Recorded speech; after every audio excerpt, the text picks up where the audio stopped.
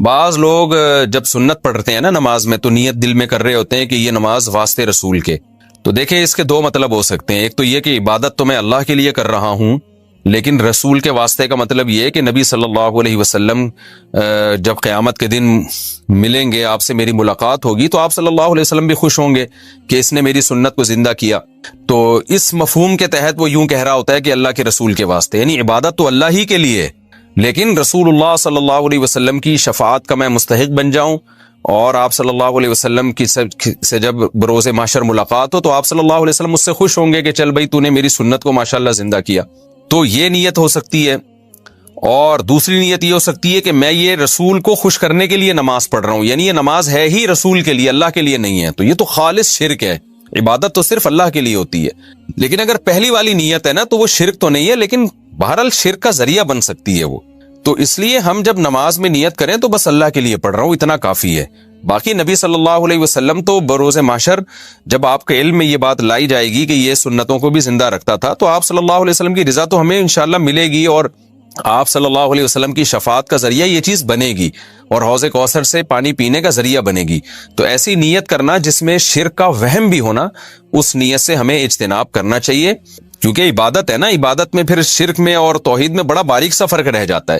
تو عبادت کو ایسی نیت ہو کہ بالکل آپ اس کو ایکسپلین کر سکیں. تو ایسے مبہم الفاظ نیت میں نہیں کہنے چاہیے، نہ سوچنے چاہیے. تو سیدھا سیدھا نیت کریں، بس اللہ کے لیے میں نماز پڑھ رہا ہوں، بس اتنی نیت کافی ہے. پہلے سوال ہے جی محمد صاحب صاحب کی طرف سے جو انڈیا سے ہیں، کیا نماز میں نیت کے لیے یہ کہنا ضروری ہے کہ میں 4 رکعت فرض نماز پڑھ رہا ہوں، منہ میرا کعبہ شریف کی طرف، امام صاحب کے پیچھے، یا دل میں ہی پتا ہو کہ آپ 4 رکعت فرض پڑھ رہے ہیں تو یہ بھی کافی ہوگا؟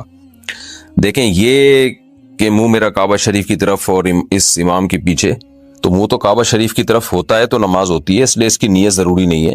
باقی یہ کہ امام کے پیچھے میں دل میں اتنا ارادہ کافی ہے کہ میں جماعت سے نماز پڑھ رہا ہوں، اب اکیلا نہیں پڑھ رہا. بعض دفعہ انسان صف میں کھڑا ہوتا ہے اپنی نیت باندھ لیتا ہے، تو دل میں بس اتنا ارادہ ہوتا ہی ہے. جب آپ صف میں کھڑے ہیں تو اور کیا کرنے کے لیے کھڑے ہیں؟ اپنی نماز تھوڑی پڑھنے کے لیے کھڑے ہیں. تیسرا مسئلہ یہ کہ 4 رکعت فرض پڑھ رہا ہوں، 2 رکعت فرض پڑھ رہا ہوں، یہ نیت لغو ہے.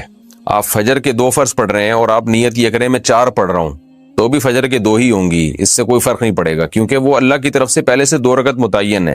آپ کے 4 کہنے سے وہ فرق نہیں پڑے گا. ظہر میں آپ نے یہ نیت کر لی کہ میں ظہر کی 2 رکعت پڑھ رہا ہوں، تو بھی نماز آپ کی ہو جائے گی، کیونکہ ظہر کی 4 رکعت ہوتی ہیں، 2 ہوتی نہیں ہیں. سفر میں آپ نے 2 پڑھنی ہے، اگر آپ نے یہ نیت کر لی میں 4 پڑھ رہا ہوں تو بھی 2 ہی پڑھنی پڑیں گی اور نماز ہو جائے گی، کیونکہ سفر میں اللہ کی طرف سے 2 متعین ہے. تو صرف اتنی نیت کرنی ہے کہ ظہر ہے یا عصر ہے، کیونکہ ظہر میں آپ کے پاس یہ بھی آپشن تھا کہ آپ پچھلی کوئی قضا پڑھ لیں، یہ بھی آپشن تھا کہ سنت پڑھ لیں، یہ بھی آپشن تھا کہ فرض پڑھ لیں. تو یہ 3 آپشن تھے آپ کے پاس، تو ان میں سے ایک کو آپ نے خود متعین کرنا ہے کہ فرض پڑھ رہا ہوں یا سنتیں. نمبر 2، ظہر پڑھ رہا ہوں یا پچھلی کوئی قضا پڑھ رہا ہوں. تو جب آپ نے یہ نیت کر لی کہ نہیں جی ظہر ہے، تو 4 رکعتیں 2 رکعتیں یہ لغو کام ہو جائے گا، اس کی ضرورت نہیں ہے. بس اتنی نیت کہ ظہر ہے اور فرض ہے، بس. یعنی فرض سے میری مراد کہ ظہر ہے، آج کی ظہر ہے، یہ بھی ضروری نہیں کہ فرض ہے، کیونکہ ظہر تو ہے ہی فرض، تو سنت نہیں ہے. سنتیں پڑھ رہے ہیں تو دل میں یہ نیت ہو کہ یہ ظہر میں سنت پڑھ رہا ہوں، میں فرض نہیں پڑھ رہا. تو بس اتنی کافی ہے. آج کل نیتوں میں بہت زیادہ غلو ہونے لگا ہے. نماز میں نیت ضروری ہے یا تکبیر کہنا کافی ہے؟ فرض نماز میں نیت کرنی ہوگی یا صرف اللہ اکبر بولنا ہوگا؟ اگر نیت کرنی ہوگی تو وہ اردو میں کریں یا عربی میں کریں. سلمہ صاحبہ دبئی سے، دیکھیں نیت نماز میں ضروری ہے، لیکن نیت دل کے ارادے کا نام ہے، اور دل میں ارادہ انسان اپنی زبان میں ہی کرتا ہے جو اس کی مدر لینگویج ہے. بس دل میں نیت کرتا ہے میں نماز پڑھ رہا ہوں، تو بس اتنا کافی ہے. پھر جو نماز ہے اس کی نیت کر لیں، ظہر کی ہے تو ظہر کی نیت کر لیں، عصر کی ہے تو عصر کی، فرض کی ہے تو فرض کی کر لیں. بس دل میں نیت کافی ہے، اس کا انگلش عربی اردو سے کوئی تعلق نہیں ہے. نماز کی نیت کیا زبان سے ضروری ہے؟ نماز کی نیت کا کیا حکم ہے؟ دل میں نیت کافی ہے یا لفظوں سے نیت کرنا ضروری ہے؟ ابرار احمد سومرو سکھر سے. نہیں جی، نیت تو دل کے ارادے کا نام ہے، بلکہ فقہا نے لکھا ہے کہ دل میں ارادہ تھا ظہر پڑھ رہا ہوں اور واقعی ظہر کی نماز تھی، زبان سے نکل گیا کہ عصر پڑھ رہا ہوں تو نماز ادا ہو جائے گی، اس لیے کہ دل میں صحیح ارادہ کیا ہوا ہے.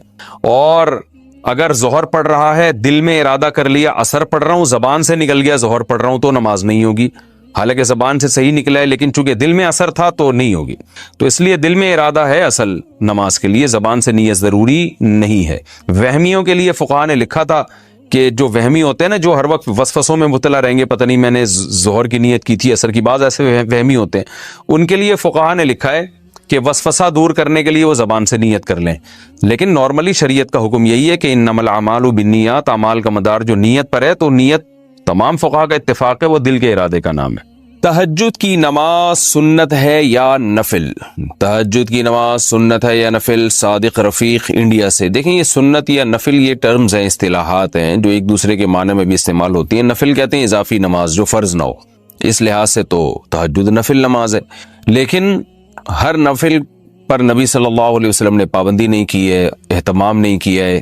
تو جو وہ نوافل جن کا آپ صلی اللہ علیہ وسلم نے اہتمام کیا یا آپ ان کو پڑھا کرتے تھے تو ان کو سنت کہا جاتا ہے. تو اس لیے تہجد اس لحاظ سے نفل ہے کہ فرض واجب نہیں ہے، لیکن اس لحاظ سے سنت ہے کہ محض ایک عام نوافل کی طرح اس کی فضیلت نہیں ہے، بلکہ آپ صلی اللہ علیہ وسلم کی عادت تھی، تو اس لحاظ سے یہ سنت ہے. تو بہتر لفظ اس کے لیے سنت ہی ہے، اور یہ عام سنت نہیں ہے، اس کی بے پناہ فضیلت ہے. قرآن مجید میں اللہ نے اہل جنت کی جہاں بھی صفات بیان کی ان میں تہجد کا بھی عموماً ذکر کیا ہے. جیسے قرآن مجید میں آتا ہے کہ الذین یبیتون لربہم سجدا وقیاما، ہمارے جو نیک بندے ہیں وہ راتوں کو ہمارے سامنے سجدہ اور قیام کرتے ہیں. اور سورہ سجدہ میں اللہ تعالیٰ کے ارشاد ہے تتجافی جنوبہم عن المضاجع یدعون ربہم خوفا وطمعا، کہ ہمارے نیک لوگوں کے پہلو رات کو بستروں سے جدا ہو جاتے ہیں اور اپنے رب کو پکارتے ہیں خوف اور امید سے. تو یہ ساری چیزیں ہیں. نبی صلی اللہ علیہ وسلم نے ایک صحابی کے بارے میں فرمایا کہ فلاں کتنا ہی اچھا ہے، کاش وہ تہجد پڑھ لیتا. تو اس طرح کی روایات ہیں. تو آپ صلی اللہ علیہ وسلم نے عبداللہ بن عمر کے بارے میں فرمایا، ان کو وصیت کی، ان کے بارے میں صحابی سے فرمایا کہ یہ تہجد کا اہتمام کریں تو کیا ہی خوب ہے. عبداللہ بن عمر فرماتے ہیں اس کے بعد سے میں نے کبھی تہجد نہیں چھوڑی ہے. تو ایسی بہت ساری روایات ملتی ہیں. سورہ مزمل کا پورا دوسرا رکوع ہے ہی تہجد سے متعلق.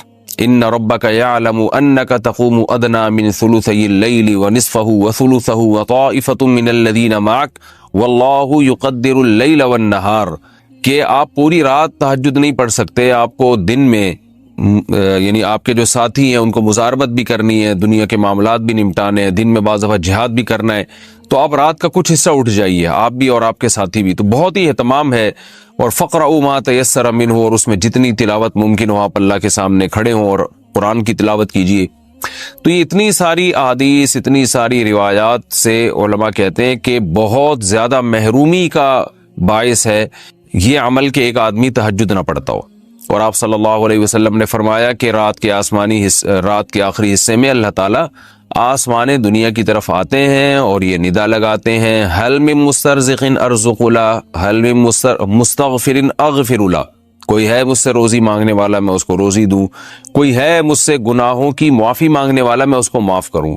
تو اس لیے رات کو جلدی سونا چاہیے، اور تہجد میں رات کے آخری حصے میں جو تہجد کا ٹائم ہے جو سب سے اچھا ٹائم ہے، ویسے تو کسی بھی وقت رات کو پڑھی جا سکتی ہے، لیکن سب سے افضل ٹائم ہے کہ آپ سوئیں اور سونے کے بعد رات کے آخری حصے میں اٹھیں اور اس وقت راز و نیاز کریں، اللہ کے سامنے دعائیں مانگیں. بہت زیادہ اس وقت دعائیں قبول ہوتی ہیں اور نماز کا بہت ثواب ہوتا ہے. ان قرآن الفجر کان مشہودا. وطر کے بعد 2 نفل بیٹھ کے پڑھنا سنت ہے یا کھڑے ہو کر؟ فاطمہ صاحبہ نے ایبٹ عباس سے پوچھا ہے. دیکھیے نبی صلی اللہ علیہ وسلم سے وطر کے بعد متعدد دفعہ 2 رکعت بیٹھ کے پڑھنا ثابت ہے. اس لیے بعض علماء اس کی فضیلت کے قائل ہیں کہ وطر کی نماز کے بعد 2 رکعت نفل بیٹھ کے پڑھنا چاہیے، لیکن جمہور اسی کے قائل ہیں کہ یہ نبی کی خاصیت تھی، کیونکہ عام نبی سے جو ہمیں حکم ملتا ہے وہ کھڑے ہو کر نماز پڑھنے کا ہی ملتا ہے، بیٹھ کے نماز پڑھنے میں ثواب آدھا ہو جائے گا. تو اس لیے مضبوط بات یہی ہے کہ اگر آپ نے وطر کے بعد نفل پڑھنا بھی ہے تو کھڑے ہو کر ہی پڑھیں، بہتر ہے.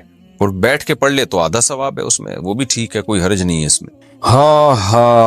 آدھی نماز بیٹھ کر آدھی کھڑے ہو کر پڑھنا. خواتین گھر پر جو فرض نماز پڑھتی ہیں اگر وہ 1 رکعت بیٹھ کر پڑھے اور باقی کھڑے ہو کر پڑھیں تو کیا اس صورت میں نماز ادا ہو جاتی ہے؟ مزمل کراچی سے. فرض نماز کھڑے ہو کر پڑھنا ضروری ہے، جب تک بہت شدید مجبوری نہ ہو بیٹھ کے پڑھنا جائز نہیں ہے. تو اگر کسی نے 2 رکعتیں کھڑے ہو کر یا 2 بیٹھ کے پڑھی ہیں تو بیٹھ کے اگر مجبوری میں پڑھی ہیں، بالکل نہیں کھڑا ہوا جا رہا تھا، پھر تو جائز ہے، چاہے 1 رکعت پڑھیں 2 رکعت پڑھیں. اور اگر بغیر مجبوری کے بیٹھ گئی تو ایک رکعت میں بھی بیٹھ گئی تو نماز نہیں ہوگی۔ کیا جوائنٹ فیملی سے علیحدہ ہونا قطع رحمی ہے؟ اگر میاں بیوی جوائنٹ فیملی میں رہتے ہوں پھر حالات کی وجہ سے الگ ہوں تو جیسا کہ حدیث میں وارد ہے کہ قطع تعلق کرنے والا جنت میں نہیں جائے گا، تو اس بارے میں کیا حکم ہے؟ نہیں، جوائنٹ فیملی سے میاں بیوی کا الگ ہونا یہ کوئی قطع رحمی میں نہیں آتا، وہ تو انسانی فطرت ہے۔ دیکھیں اگر الگ نہ ہوتے تو آدم علیہ السلام اور حضرت حوا جہاں پیدا ہوئے تھے ہم بھی وہیں رہتے آج، تو ظاہر ہے بچے بڑے ہوتے گئے، آدم علیہ السلام کے شادیاں کر کے الگ ہوتے گئے تو پوری دنیا آباد ہو گئی، اتنے بڑے بڑے ملک آباد ہو گئے، ورنہ تو سارے وہیں گھس گھس کے رہ رہے ہوتے ابھی تک آدم علیہ السلام کے گھر میں ہی۔ سوچو کہ 6 ارب انسان ایک ہی بنگلے میں رہتے، کتنی بڑی ٹینشن ہوتی۔ جو الگ ہوتا اس کو ہم تانا دیتے کہ تم جوائنٹ فیملی سے الگ ہو رہے ہو، تم رشتہ داری توڑ رہے ہو، تو یہ انسانی نیچر ہے، جب شادی ہوتی ہے بچے ہوتے ہیں الگ ہو جاتا ہے، آبادی بڑھتی ہے، تو یہ الگ ہونا کوئی بری بات نہیں ہے، لیکن یہ آپس میں محبت سے ہو جانا چاہیے، لڑک بڑھ کے نہیں ہو تو اچھا ہے۔ کیا سنت نماز چھوڑنے سے گناہ ہوگا؟ فرض نمازوں میں جو سنت مؤکدہ ہیں کیا انہیں چھوڑنے سے آدمی گناہگار ہوتا ہے یا نہیں؟ حسان احمد حیدر آباد انڈیا سے۔ جناب حسان صاحب، سنت مؤکدہ جو ہے نا، جو فجر سے پہلے کی 2 سنتیں ہیں، ظہر سے پہلے کی 4، ظہر کے بعد کی 2، پھر مغرب کے بعد کی 2 اور پھر عشاء کے بعد کی 2، یہ سنت مؤکدہ ہیں۔ حدیث میں اس کی بہت ترغیب ہے کہ آپ صلی اللہ علیہ وسلم نے فرمایا جو ان 12 رکعتوں پر پابندی کرے گا تو اللہ تعالیٰ جنت میں اس کے لیے گھر بنائیں گے، اور آپ صلی اللہ علیہ وسلم نے ہمیشہ یہ نمازیں پڑھی ہیں، تو وہ سنت جس پر آپ نے بہت تاکید سے عمل کیا اس کو سنت مؤکدہ کہا جاتا ہے، اور اس سنت مؤکدہ کو حکم یہ ہے کہ وہ فرض واجب تو نہیں ہے، کبھی کبھار اگر کوئی چھوڑ دے، بلا عذر بھی کبھی کبھار چھوڑ دے تو کوئی حرج نہیں ہے، کسی عذر سے چھوڑ دے تو بھی کوئی حرج نہیں ہے، لیکن بلا عذر اگر آپ اس کو چھوڑیں گے اور عام طور پر چھوڑنے کا معمول اگر بنا لیں گے تو بہت سے علماء اس کے قائل ہیں کہ آپ پھر گناہگار ہوں گے، اور اس پر تو سب کا اجماع ہے کہ ایسا شخص قابل ملامت ہے اور قیامت کے دن آپ صلی اللہ علیہ وسلم کی شفاعت سے محروم ہو سکتا ہے، اس کا امکان موجود ہے، تو یہ ایسا شخص قابل ملامت ہے، اس کو ملامت کی جائے گی، اس کو برا بلا کہا جائے گا کہ بھئی کیا کر رہے ہو تم۔ اس کی مثال ایسے بہت سے لوگ آج کل نئے نئے فتنے آ رہے ہیں نا، کہتے ہیں سنت مؤکدہ کیا ہوتا ہے، حدیث میں تو کہیں بھی نہیں ہے۔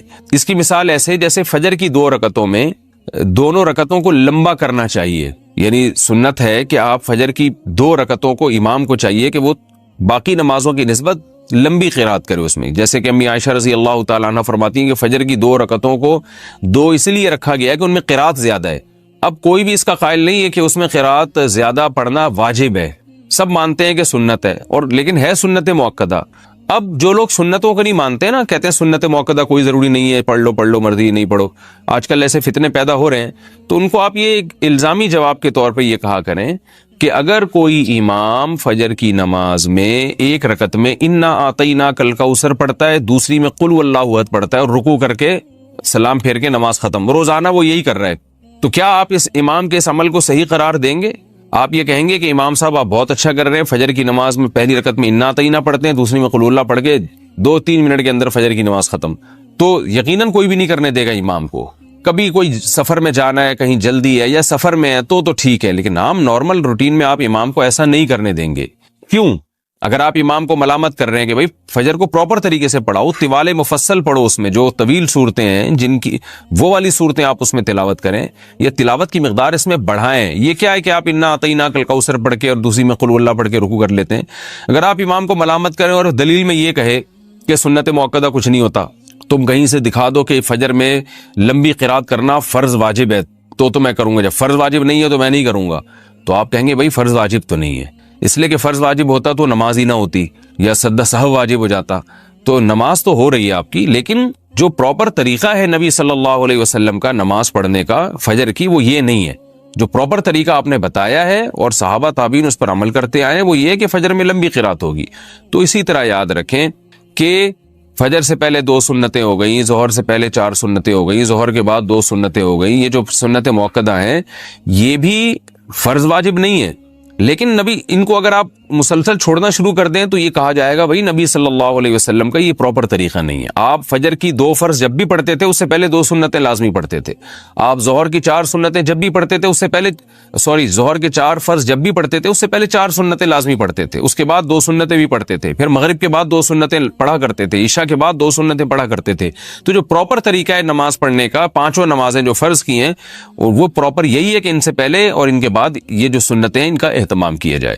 تو اس لیے ان سنتوں کا بہت زیادہ اہتمام کرنا چاہیے. اور آج کل جو ایک جدت پسندی معاشرے میں پھیلی ہوئی ہے کہ سنت موقدہ کا بالکل ہی لوگوں نے انکار کرنا شروع کر دیا ہے, بس فرض پڑھو اور باقی کوئی کچھ بھی نہیں ہے, تو یہ غلط ہے. ہاں کبھی جلدی ہو, سفر میں ہو, کبھی یعنی سفر میں بھی ٹریولنگ کے دوران, اس میں آپ سنتیں چھوڑ سکتے ہیں. سفر میں کہیں آپ نے اسٹے کیا ہوا ہے تو اور آپ بالکل سکون کی حالت میں, تو وہاں بھی سنت موقدہ پھر سنت موقدہ ہی رہتی ہیں. اس کی مثال ایسے جیسے آپ کہیں سفر کے لیے جا رہے ہیں نا, تو راستے میں انسان کو جلدی ہوتی ہے, افراتفری ہوتی ہے, تو وہاں سنت موقدہ نہیں پڑھنی چاہیے, چھوڑ دینی چاہیے. لیکن کہیں آپ پہنچ گئے, آپ نے کا اسٹے ہے وہاں, آرام سے آپ نے ایک ہفتہ گزارنا ہے, تو آپ سکون کی حالت میں, تو پھر سنت موقدہ وہاں پر سنت موقدہ ہی بن جاتی ہیں. کیونکہ سنت موقدہ کا تعلق اس سے ہے کہ حرج ہو رہا ہے کہ نہیں ہو رہا پڑھنے میں. تو جہاں حقیقت میں حرج ہوگا وہاں سنت موقدہ چھوڑی جا سکتی ہیں, جہاں نہیں ہے تو وہاں نہیں چھوڑی جا سکتی. تو کبھی کبھار کوئی چھوڑ دے تو کوئی حرج نہیں ہے, کسی عذر سے چھوڑ دے تو بھی کوئی حرج نہیں ہے. لیکن چھوڑنے کا معمول بنا لینا, یہ آدمی بعض علماء کے نزدیک گناہگار ہے, ورنہ قابل ملامت تو سب کے نزدیک ہے. کیا صرف فرض نماز پڑھنا ٹھیک ہے؟ اگر کوئی شخص سنت موقدہ اور غیر موقدہ اور نوافل چھوڑ کر صرف فرض اور واجب ہی ادا کرتا ہے تو کیا اسے گناہ ہوگا اور آخرت میں حساب ہوگا یا نہیں؟ نیز کیا اس کی قضا کرنی ہوگی؟ دیکھیں, نوافل چھوڑ دیتا ہے یا سنت غیر موقدہ چھوڑ دیتا ہے تو کوئی گناہ نہیں ہے. لیکن اگر صرف سنت یعنی فرائض پہ اکتفا کرتا ہے اور سنت موقدہ کبھی بھی نہیں پڑھتا تو پھر یہ گناہگار ہے. کیونکہ سنت موقدہ کو ہمیشہ کے لیے ترک کر دینا, علماء کہتے ہیں اس میں گناہ کا خطرہ ہے اور یہ شخص قابل ملامت ہے. کیونکہ سنت موقدہ یہی ہے جس کی تاکید بہت زیادہ ہے. جیسے فجر کی 2 سنتیں آپ صلی اللہ علیہ وسلم ہمیشہ پڑھا کرتے تھے, حتیٰ کہ فجر کی سنتیں سفر میں بھی نہیں چھوڑی آپ صلی اللہ علیہ وسلم نے. تو باقی سنتوں کا بھی جو موقدہ ہیں ان کا اہتمام ضروری ہے.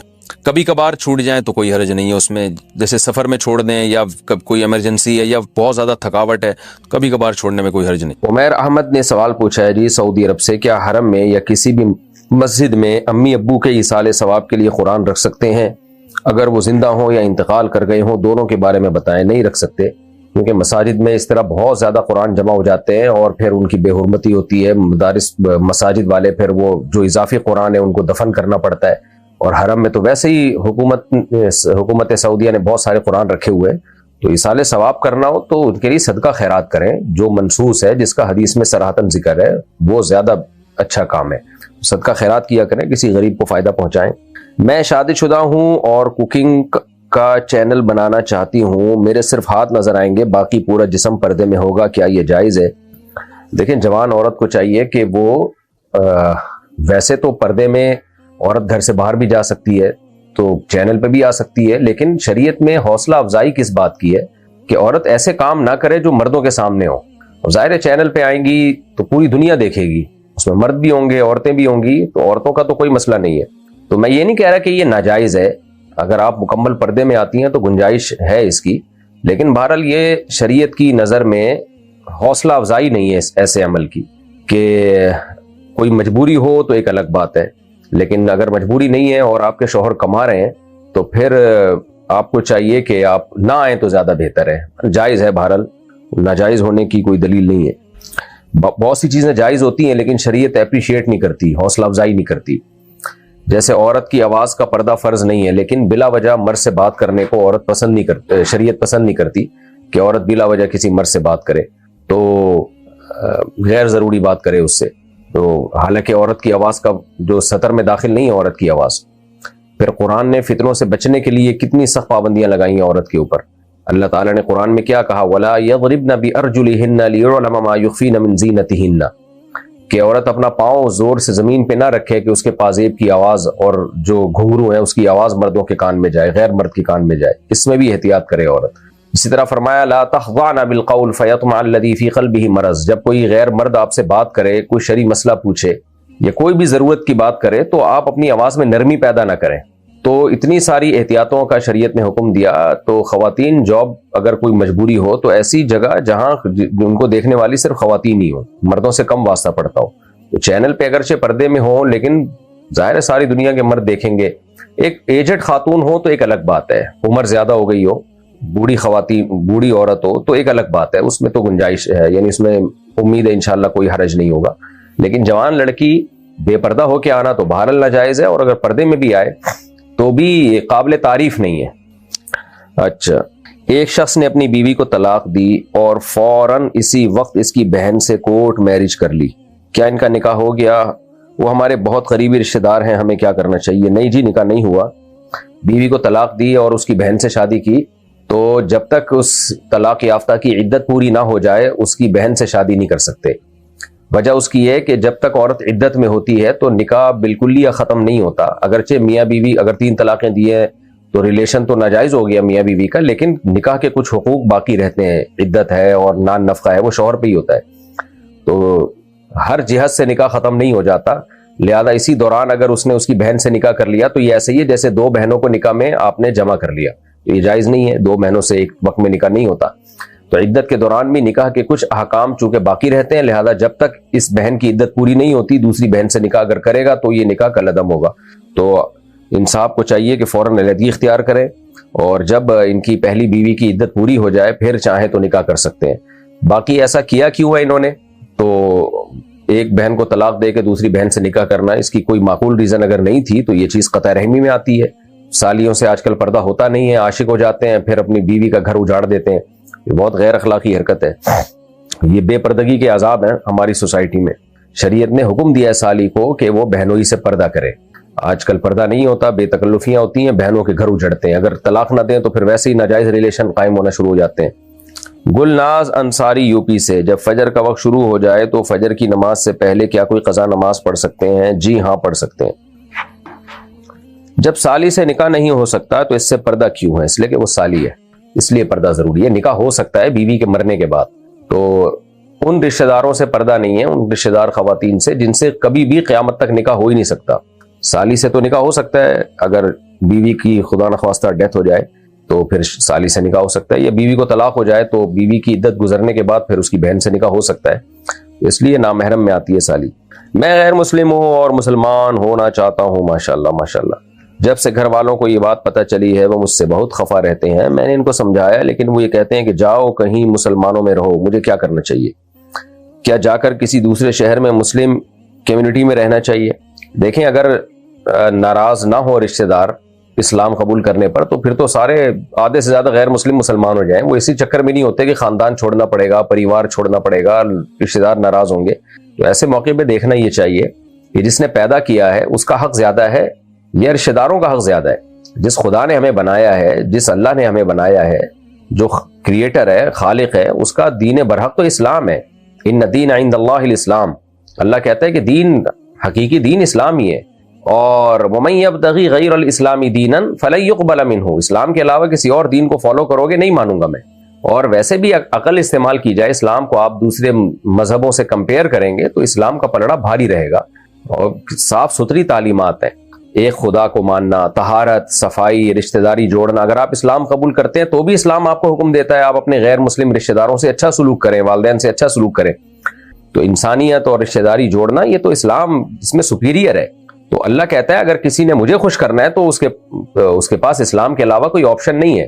تو میرا مقصد دوسرے مذاہب کی توہین یا ان کا مذاق اڑانا نہیں ہے، لیکن مقصد صرف یہ بتانا ہے کہ اللہ کے دین جو ہے اگر کسی نے فالو کرنا ہے، عقل بھی یہی کہتی ہے کہ وہ اسلام ہی ہے، توحید ہے، طہارت ہے، نمازیں ہیں، عبادت ہے، حج ہے، زکوٰۃ ہے، صدقات و خیرات ہیں، رشتہ داری جوڑنا ہے، معاہدوں کی پابندی ہے، یہ ساری چیزیں اسلام کی تعلیمات میں شامل ہیں۔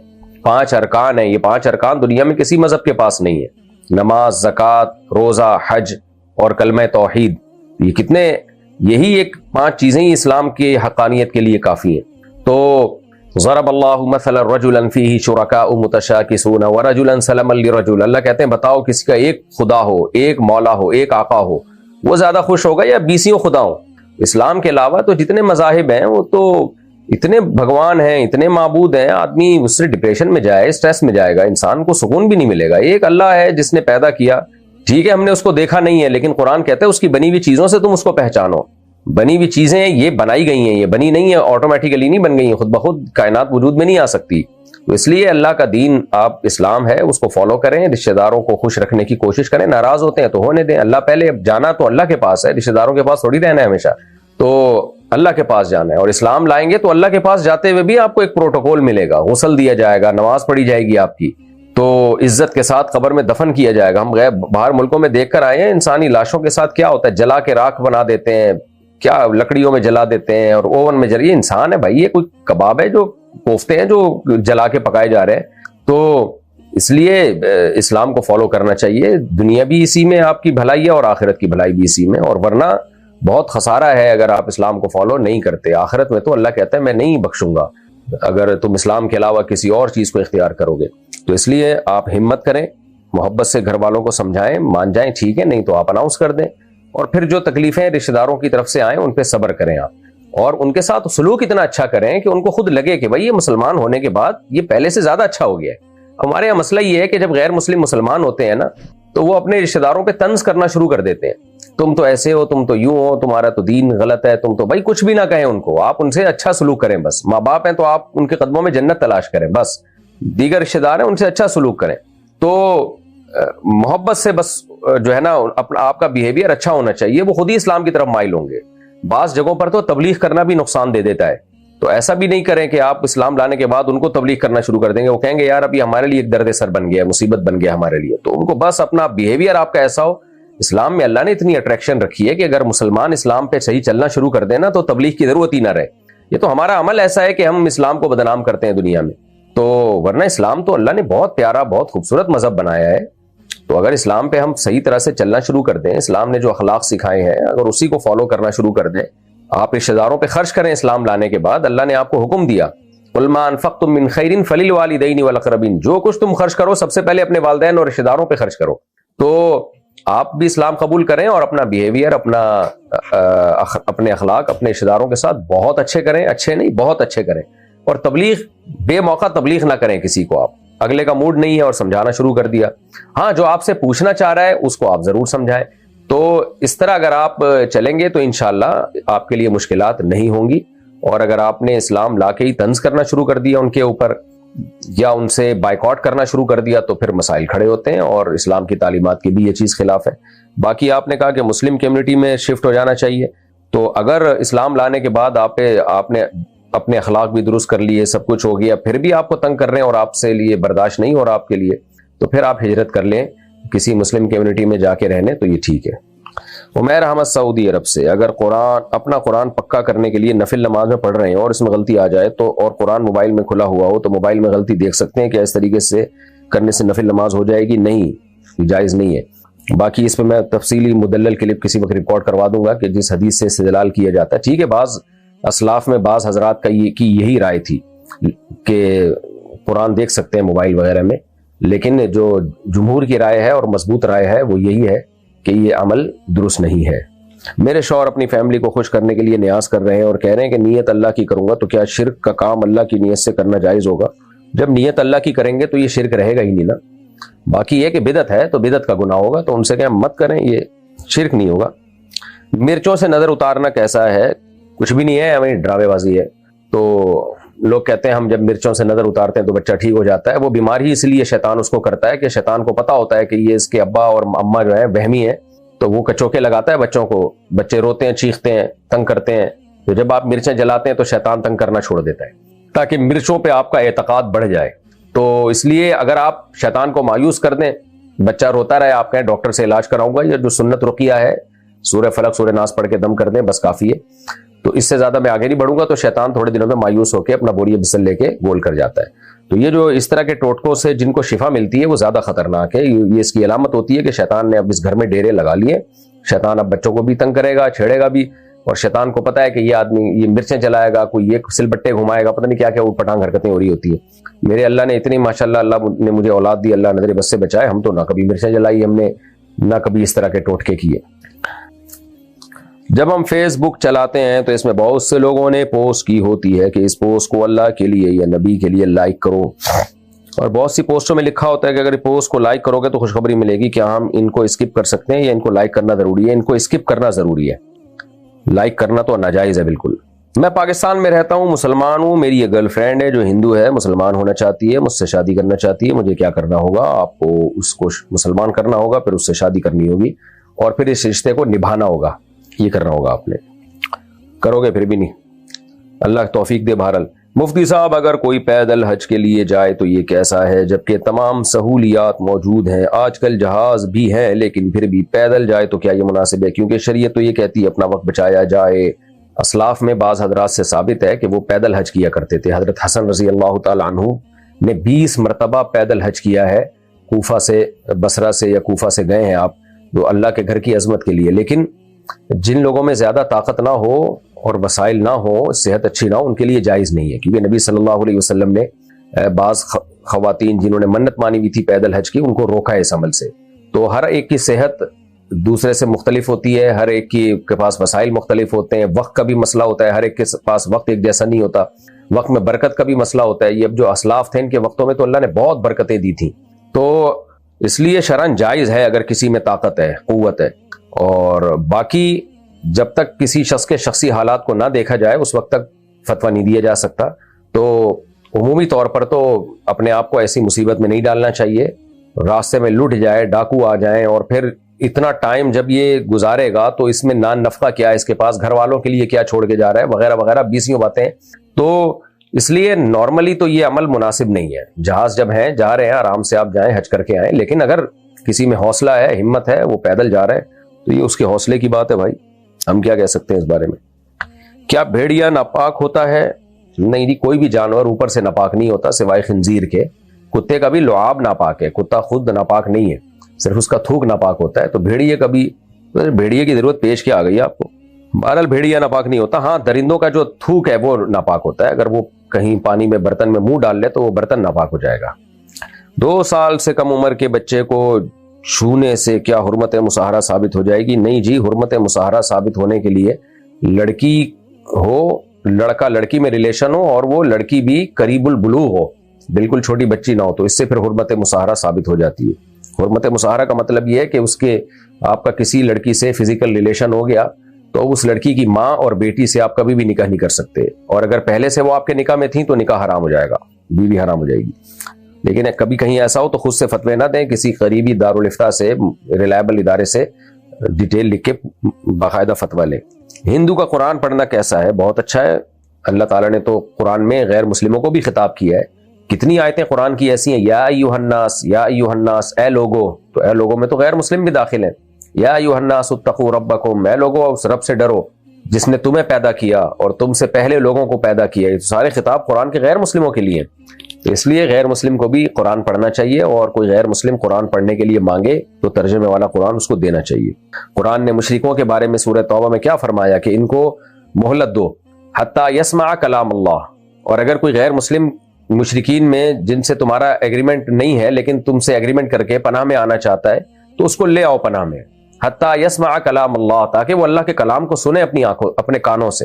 اور کیونکہ ان میں بہت سے لوگ ہیں جن کو قرآن کا پتہ ہی نہیں کہ کیا لکھا ہوا ہے اس میں، اس لیے غیر مسلم کو تو قرآن سنانا بھی چاہیے، اس کو سننا بھی چاہیے، اس کو پڑھنا بھی چاہیے، تحقیق تو کرے وہ۔ مفتی صاحب جیسے حدیث میں عورت کے بارے میں آتا ہے کہ جو عورت دوسروں کو اپنی طرف مائل کرے اور دوسروں کی طرف مائل ہو جنت کی خوشبو بھی نہیں سونگے گی، تو ایسے مردوں کے بارے میں کیا حکم ہے؟ میرے جو شوہر ہیں وہ دوسری عورتوں کی طرف بہت مائل ہوتے ہیں، چھپ کر تصویریں بناتے ہیں، اور کبھی میری دوستوں کی تصویر پر لٹو ہو جاتے ہیں، سبحان اللہ۔ کبھی کسی کی بیوی کو بولتے ہیں کہ دنیا کی سب سے خوبصورت عورت ہے، ایسے مرد کے بارے میں کیا حکم ہے؟ بے غیرتی ہے پرلے درجے کی۔ 2 بے غیرتیاں اکٹھی ہو گئی ہیں یہاں پہ، ایک تو غیر عورتوں میں دلچسپی لینا، ان کی تصویریں بنانا، اور اس سے زیادہ بڑی بے غیرتی اپنی بیوی کے سامنے غیر عورتوں کا تذکرہ کرنا۔ تو بے غیرتی میں ایوارڈ ملنا چاہیے۔ قرآن و حدیث میں ایسے مرد کے بارے میں کیا آتا ہے؟ یہی آتا ہے جو میں نے ابھی آپ کو بتایا۔ اگر کوئی بے غیرتی کا ایوارڈ ہوتا تو میں بلا کے ایک باقاعدہ ان کی خدمت میں پیش کرتا۔ اللہ ہدایت دے، میں یہی کہہ سکتا ہوں۔ آپ اپنے خاندان میں بتائیں یا اپنے شوہر کو پہلے محبت سے سمجھائیں، انسان کے بچے بن جاؤ، نہیں بنتے تو اس پہ کوئی ایکشن لیں آپ۔ 22 سالہ لڑکا فحش فلمیں دیکھنے کا بہت زیادہ عادی ہے اور نامردی اب صاف ظاہر ہو رہی ہے، ایسے شخص کو گناہ سے کیسے بچایا جائے؟ کہ ایسا شخص شادی کر سکتا ہے؟ اگر نہیں تو اس کا کیا حل ہے؟ نامرد ہوتا تو فحش فلمیں کیوں دیکھ رہا ہوتا؟ وہ نامردوں کو تھوڑی دلچسپی ہوتی ہے فحش فلموں میں، تو اس کا علاج ہی شادی ہے، اس کی فوراً شادی کریں۔ یہ نفسیاتی مسئلہ ہے کہ نامرد ہو گیا ہے، تو ذہنی مسئلہ ہے، شادی کر دیں، اس کو یہ سمجھائیں، اس کے دماغ میں ڈال دیں کہ تم نامرد نہیں ہو، اور تاکہ وہ شادی کرے اور اس کبیرہ گناہ سے بچے۔ وہ آج کل بہت سے نوجوان اس غلاظت میں مبتلا ہیں، اس کا حل یہ ہے کہ جلد سے جلد اس کی شادی کی جائے۔ تو اور دوسری بات یہ کہ کسی اللہ والے سے تعلق قائم کیا جائے۔ حضرت فیروز میمن صاحب ہیں، کراچی کے بڑے بزرگوں میں شمار ہوتا ہے، ان سے بیعت ہو جائیں، یا اور ادھر KPK میں حضرت پیر مختار الدین شاہ صاحب ہیں، ان کا بھی بڑا زبردست اجتماع ہوتا ہے رمضان میں، جو بھی بزرگ اللہ والے بزرگ ہوں ان سے تعلق قائم کریں، اور ساتھ ساتھ کسی سائیکالوجسٹ کو بھی دکھائیں۔ بعض بیماریاں ڈاکٹر بھی چھڑوا دیتے ہیں، تو کسی سائیکالوجسٹ کو دکھائیں کہ بھئی یہ فحش فلموں کی عادت پڑ گئی ہے، عادت چھوڑنی ہے۔ سب سے پہلے شادی تو کرنی ہی کرنی ہے، بعض دفعہ یہ گناہ کی ایسی لت پڑتی ہے کہ شادی کے بعد بھی پھر یہ گناہ چھوٹتا نہیں ہے، تو چھوڑنے کی کوشش کریں، انشاءاللہ چھوٹ جائے گا۔ باقی یہ جو کہہ دیا کہ نامردی صاحب ظاہر ہو رہی ہے، یہ بالکل بیکار بات ہے۔ تو نامرد ہوتا تو فحش فلمیں دیکھنے کا دل نہیں کرتا اس کا، اس لیے ایسے بندوں کا علاج ہی شادی ہے۔ مفتی صاحب فجر کی پابندی نہیں ہو رہی، روزانہ قضا پڑھتا ہوں اور سنتیں بھی نہیں پڑھتا، جب نماز چھوٹ جاتی ہے تو بہت افسوس ہوتا ہے، کیا کروں؟ پٹوائیں اپنے آپ کو کسی سے، بہت سے کام شرافت سے نہیں ہوتے، اس میں چترول کوئی بڑے ہوتے ہیں، ابا اماں ہوتے ہیں جو تھپڑ لگاتے ہیں، چانٹے لگاتے ہیں۔ نبی نے کیوں حکم دیا کہ بچہ جب 7 سال کا ہو جائے تو محبت سے نماز کا حکم دو، محبت سے نماز کا بولو، جب 10 سال کا ہو جائے تو پھر مارو اس کو۔ سختی کے بغیر کون انسان بنتا ہے آج کل؟ تو میں آپ سے محبت کرتا ہوں، مقصد میرا یہ نہیں ہے کہ آپ کو جو ہے کوئی رسوا کرنا، لیکن آپ کسی کے ذمہ لگائیں کہ آپ کو چترول لگایا کرے وہ صبح صبح۔ 2-4 دفعہ ابا سے مار پڑے گی، دادا سے پٹیں گے، انشاءاللہ صلو علی الحبیب ہو جائے گا۔ باقی جب تک کوئی کوٹنے پیٹنے والا نہیں ہے، دیکھیں مصلح کے بغیر اصلاح نہیں ہوتی۔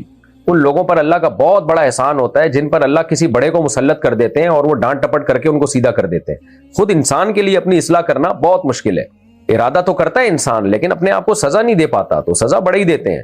تو بچپن میں جن لوگوں کو مارے پڑ گئیں نماز پر اور اچھے کاموں کی طرف لانے پر، تو وہ خوش قسمت ہیں۔ اس لیے آپ بھی جو ہے نا، اب کوئی مارنے والا پیٹنے والا ہو، مارنے سے میری مراد نہیں کوئی ڈنڈوں سے پکڑ کے کوٹے، مارنے کا مطلب یہ ہے کہ کوئی ڈانٹنے والا، کوئی سمجھانے والا ہو۔ اور جیسے ہمارے بچے اگر کبھی کوئی نہ اٹھ رہا ہو تو اسپرے رکھا ہوا ہے بوتل کا ہم نے پانی کا، وہ جا کے اس کے منہ پہ کرنا شروع کر دے تو وہ چڑچڑا ہو کے اٹھتا ہے، پھر وہ کر کے اڑ جاتا ہے لیکن تو اسپرے والی بوتل ہے نا۔ کل میرا ایک بچہ نہیں اٹھ رہا تھا نماز کے لیے، تو دوسرے بھائی نے جا کے اسپرے کیا اس کے اوپر یوں کر کے، تو ایسے یوں کر کے غصے میں اٹھا ہے، پھر جب مجھے دیکھا کہ میں کھڑا ہوا ہوں تو پھر چپ ہو گیا، کچھ بولا نہیں آگے سے، تو اور گیا تمیز سے ماشاءاللہ اس نے نماز پڑھی ہے، صلو علی الحبیب۔ تو آپ کو بھی کسی کے ذمے لگائیں، اور یہ تو حدیث، اگر آپ شادی شدہ ہیں تو پھر بیوی کے ذمے لگائیں کہ وہ پانی کی چھینٹیں مارے آپ کے اوپر، یہ چیز بھی حدیث سے ثابت ہے۔